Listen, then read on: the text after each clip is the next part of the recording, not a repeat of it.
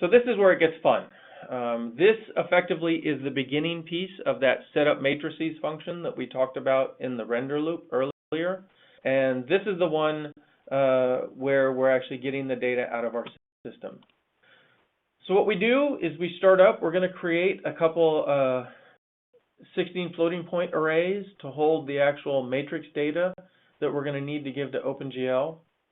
In this case, we're doing a little bit of a cheat. In this case, we're actually setting the matrix mode to model view, and we're actually reading out the current model view matrix out of OpenGL state. Now, this code kind of assumes that previous to calling this function, you've positioned and oriented your virtual camera in zSpace to wherever you want it to be. And we're actually reading out the model view matrix to actually get that data sort of opaquely from OpenGL state.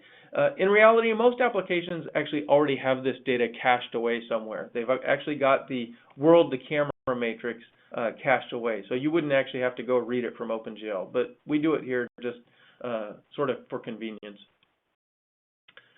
In this line, we're actually getting our stereo frustum. And again, for this case, we've actually cached away the stereo viewport, and you just call get stereo frustum off of that viewport.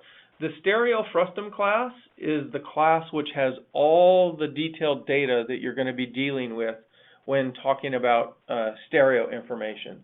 So stereo frustum is key for getting the information out. What we're doing here is we're actually now going and saying, okay, in the stereo frustum, what is the rotation and offset that I need to apply to the camera that I currently want to render? So again, if you think about stereo rendering, you have a left